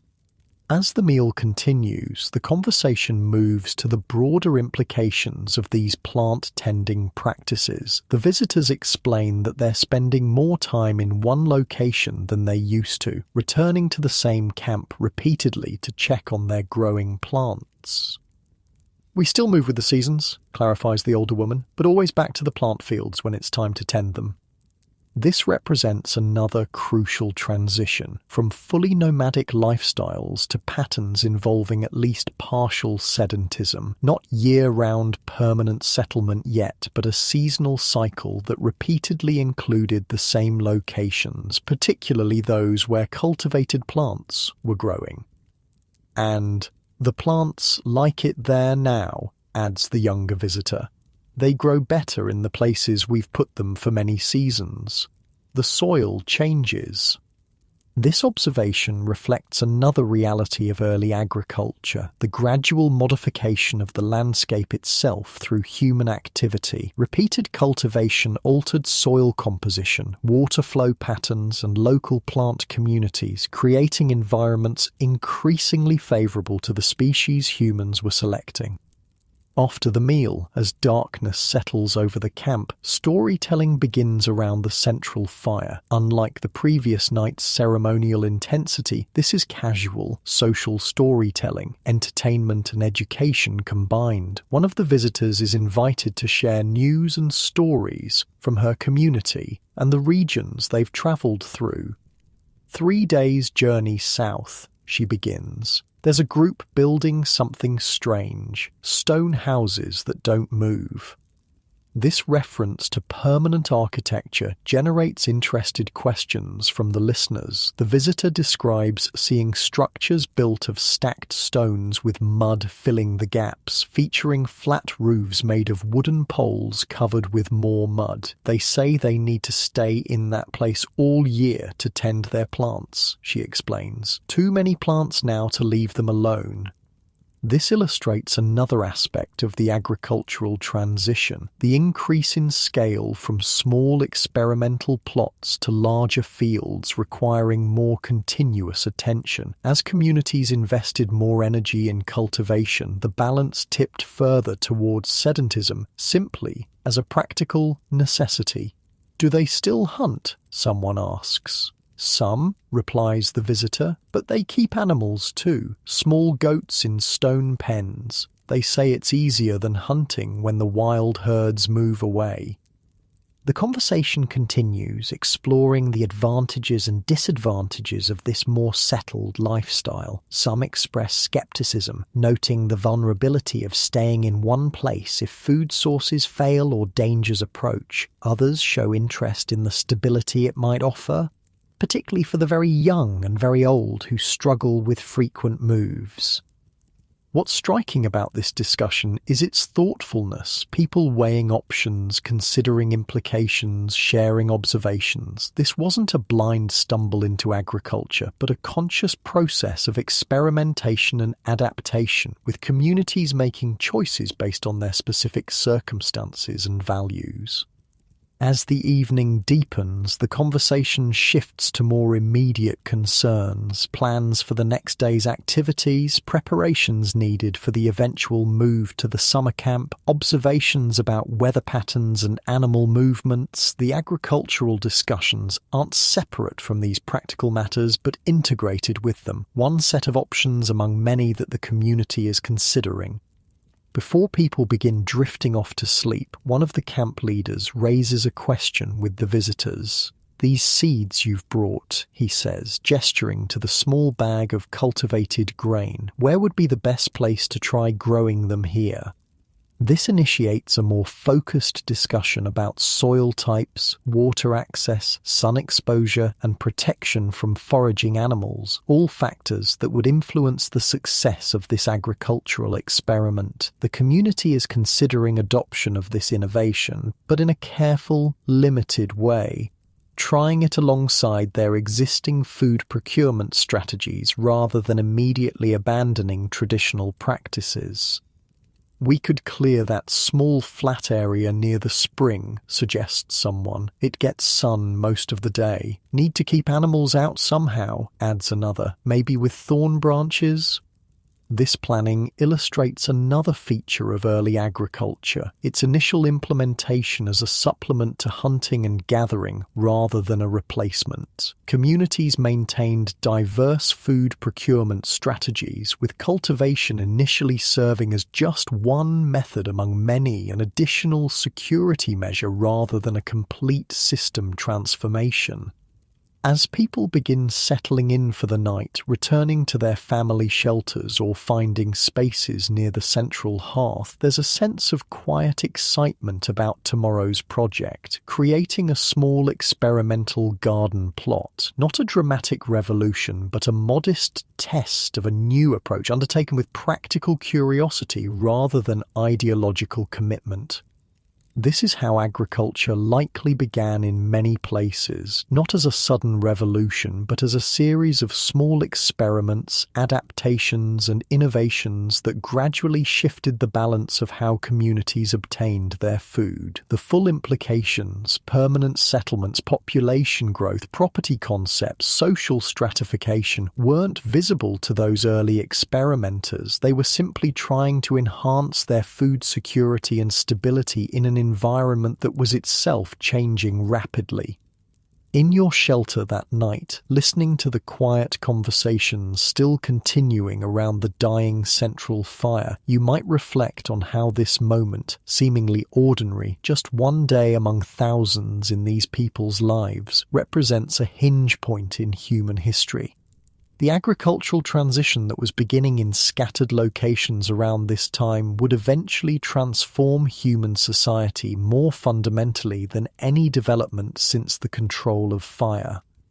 Yet for the people living through it, there was nothing revolutionary about these changes. They were simply doing what humans have always done, observing their environment, experimenting with new techniques, adapting to changing circumstances, and sharing knowledge with others. The profound historical significance of their choices wasn't apparent to them, just as the long-term implications of our own technological and social innovations often remain invisible to us. The next morning brings a buzz of activity focused on the agricultural experiment. A site is chosen near the spring, where the soil is dark and rich. A group works together to clear it of existing vegetation, using digging sticks to turn the soil and stone scrapers to cut through tough roots. Children help by carrying away the cleared plant material, which will be used as kindling for fires. Needs to be loose, advises the older visitor, demonstrating how to break up the clumps of soil with her hands so the new seeds can put their roots down easily. This represents another aspect of traditional ecological knowledge, understanding soil conditions that promote plant growth developed through generations of observation rather than formal soil science. The prepared area isn't large, perhaps 3 meters square, about the size of a modern kitchen table, but it represents a significant experiment for this community. When the soil is prepared to the visitor's satisfaction, she carefully opens her seed bag and demonstrates how to plant the grain, not scattered randomly as might happen in nature, but placed deliberately in shallow depressions made with a finger, then covered lightly with soil. Not too deep, she instructs, or they struggle to reach the light. The planting becomes a community activity with several people working together under the visitor's guidance. There's a sense of ceremony to it, though not the formal ritual of the previous night's spiritual gathering. This is a different kind of significance, the practical ceremony of trying something new, of engaging deliberately with natural processes. Now we must tell the plants what we want from them, says the visitor when the planting is complete. She kneels beside the plot and speaks directly to the soil in a quiet voice. Grow strong, make many seeds, feed our children. This communication with plants might seem purely superstitious to a modern observer, but it reflects a different understanding of the relationship between humans and other species, one where plants are understood as conscious participants in a reciprocal relationship rather than passive resources to be exploited. Addressing them directly was part of establishing and maintaining that relationship. After the planting, a simple fence is constructed around the plot using thorn branches arranged in a protective barrier. This isn't meant to establish ownership in the modern sense, but to protect the experiment from being disturbed by animals or unknowing human visitors. "How long until they grow?" asks a child. "Many days," replies the visitor. "The moon will be full again, then half again, before you see the first green shoots." This long time frame, weeks between planting and visible results, represents another challenge of early agriculture. It required patience and forward planning beyond what was needed for most hunting and gathering activities, as well as faith that the invested effort would eventually yield returns.